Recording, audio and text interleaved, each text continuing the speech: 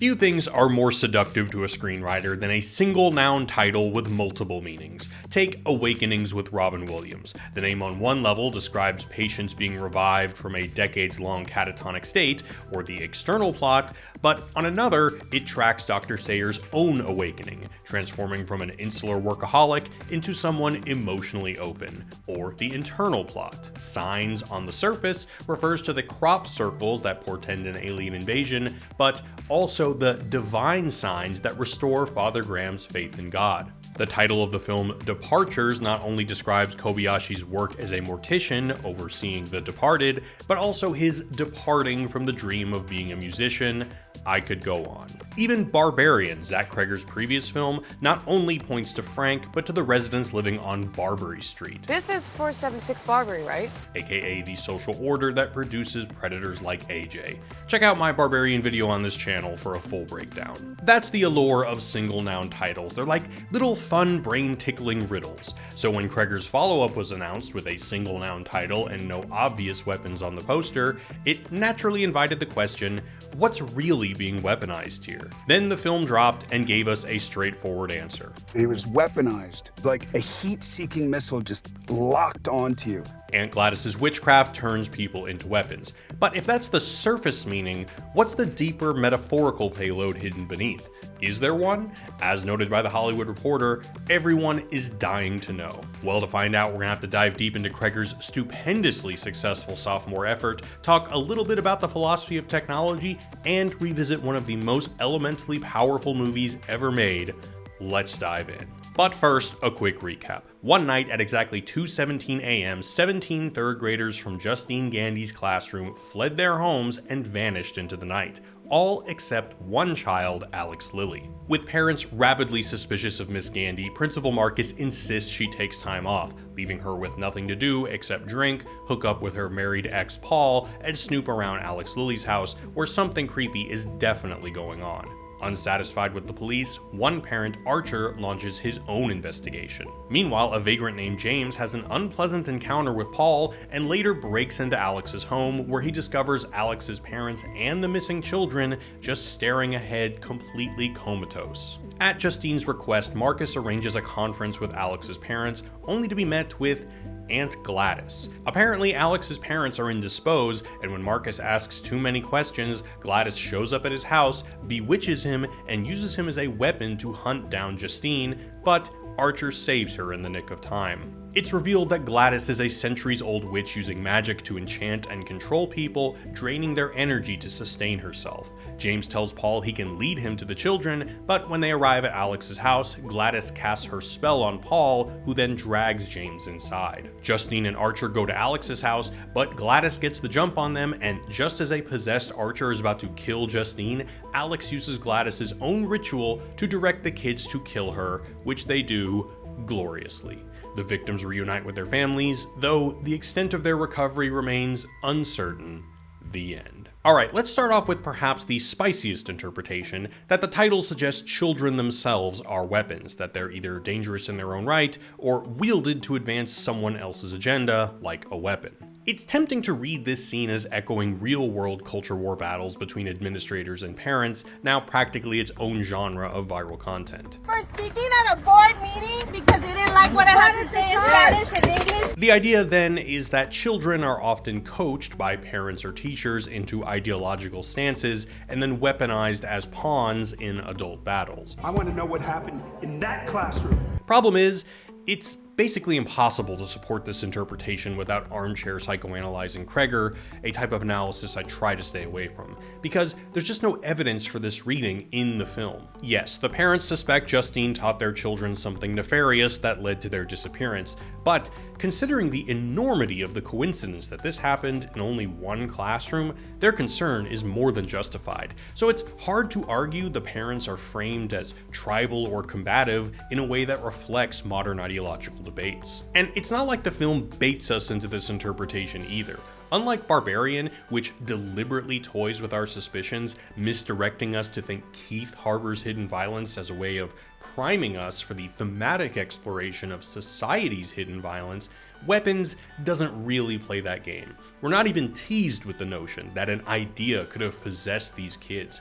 The eerie circumstances of their disappearance pretty much immediately suggest something supernatural. You could argue that the film brushes up against this on a strictly visual level, that the imagery of pissed parents accusing educators inevitably draws on current cultural battles, and I suppose I would respect that. But overall, this reading of children as ideological weapons just doesn't hold up. Now, where I think this children as weapons reading holds some water, though, is in the depiction of the school's administrative culture. The morning after the assembly, Marcus reminds Miss Gandy that she has a history of stepping over professional lines. God, here we go. I do not It's not overstep. appropriate to hug students. Oh, I hugged a crying little boy. Lock me up.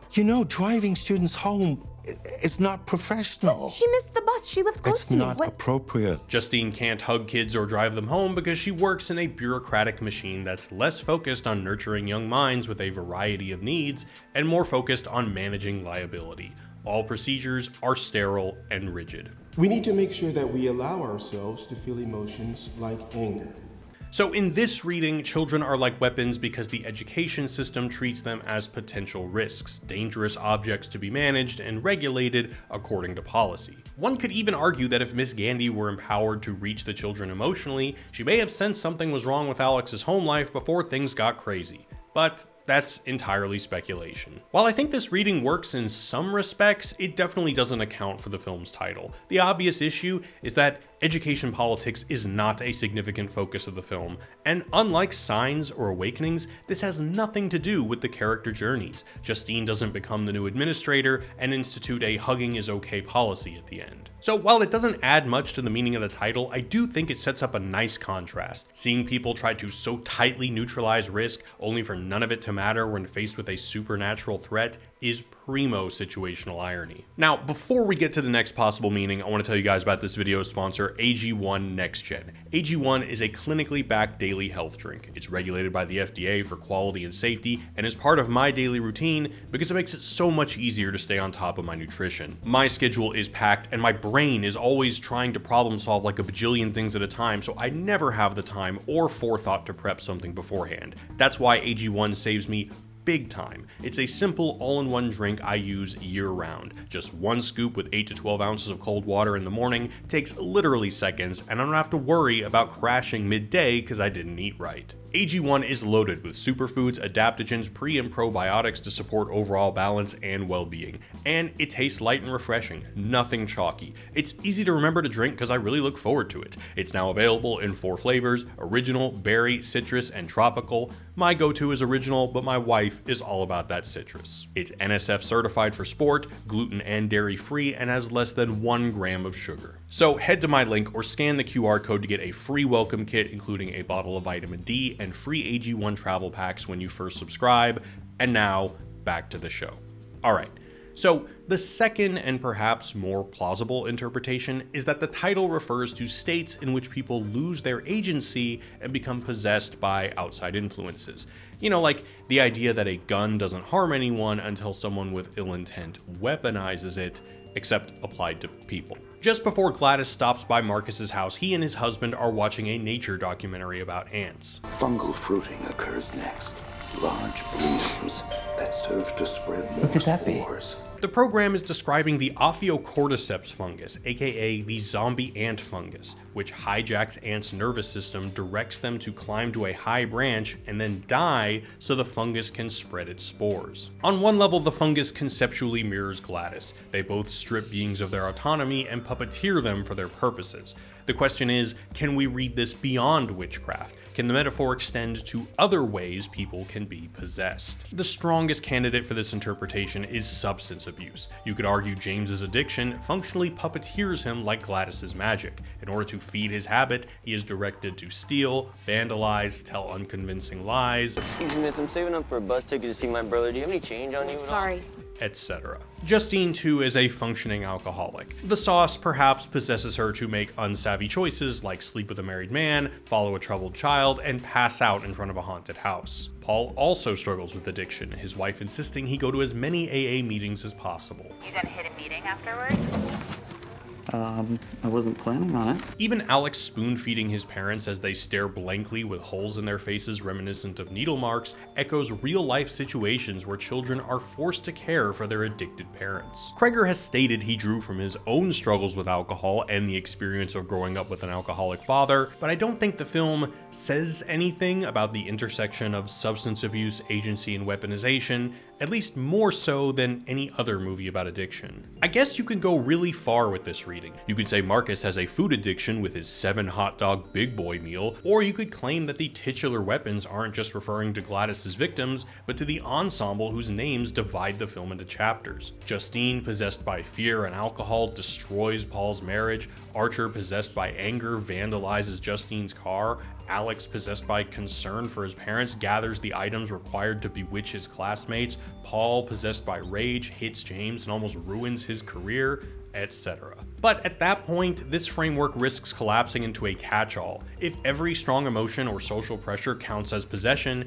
then virtually any story ever written could be read in these terms. So while there's definitely something there with the addiction angle, it's still too messy to work as the second meaning of weapons. The third possible reading centers on what has become an obsession for some: Archer's cryptic vision of a gun floating above Alex's house with the time 2:17 displayed on the side. Kreger has admitted his creative debt to The Shining, so perhaps he lifted the number from the book's infamous haunted room. But another theory is that the number alludes to the votes once required to ban certain semi-automatic weapons in the US. Couple that with the imagery of missing children, an empty classroom, desperate parents, and the door is open to a reading about the tragically common reality of school shootings. We could say then that children are weapons not because adults deliberately indoctrinate them or institutions cynically manage them, but because they're weaponized by their environment. Now, what does that mean?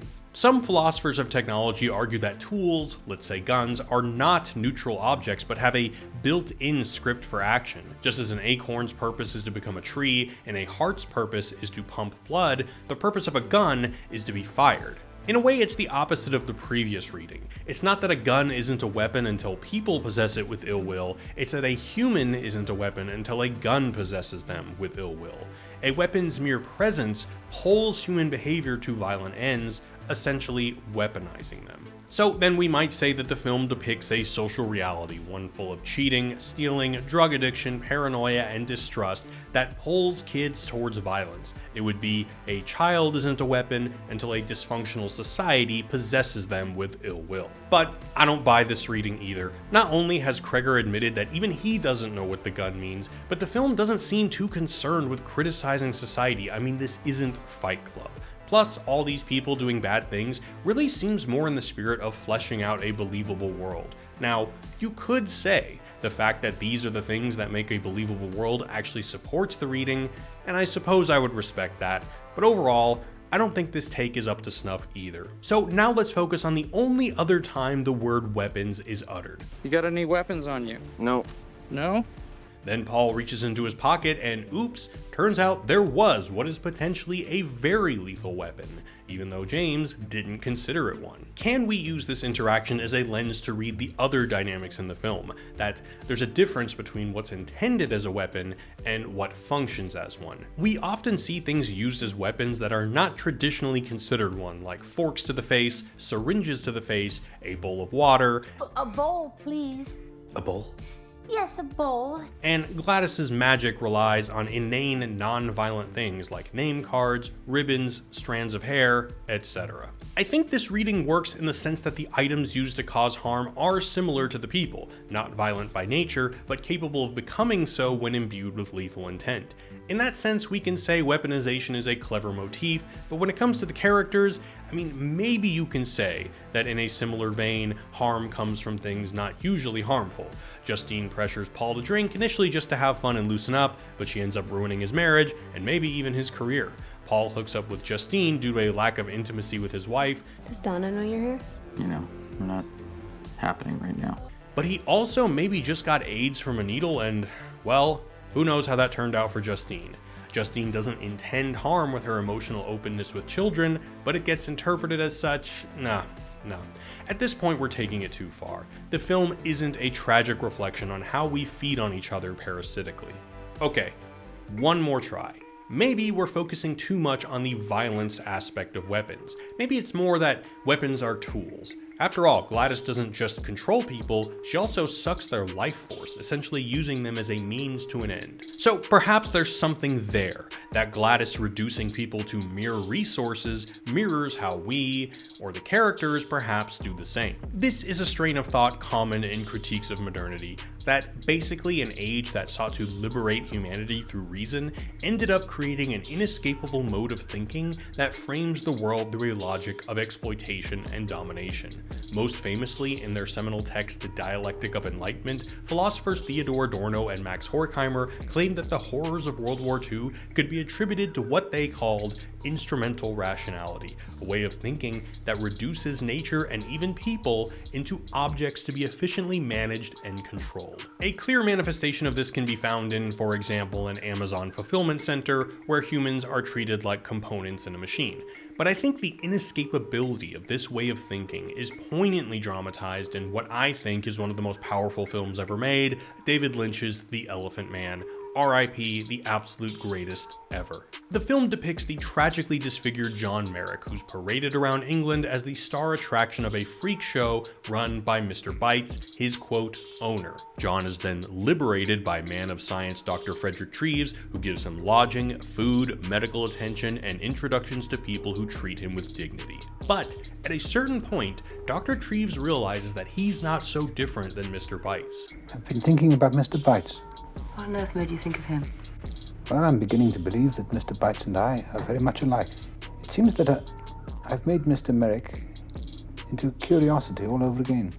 Instead of entertainment for circus attendees, Merrick becomes a novelty for medical professionals. Instead of bringing cash to Bites, he brings accolades and respect to Dr. Treves. Despite Treves' good intent, John is still reduced to an instrument for the advancement of his caregivers. Point is, disciplines like medicine and science often present themselves as purely humanitarian, but in their drive to master and categorize the natural world, they risk reducing human beings to instruments, means to an end, rather than ends in themselves. Now, I'd like to claim that Weapons shows a similar kind of instrumentality, not only Aunt Gladys using people as a means to an end, but Justine using Paul for sex, Paul's wife treating him as a baby maker, Because I'm supposed to ovulate Friday so we can hit the target this month.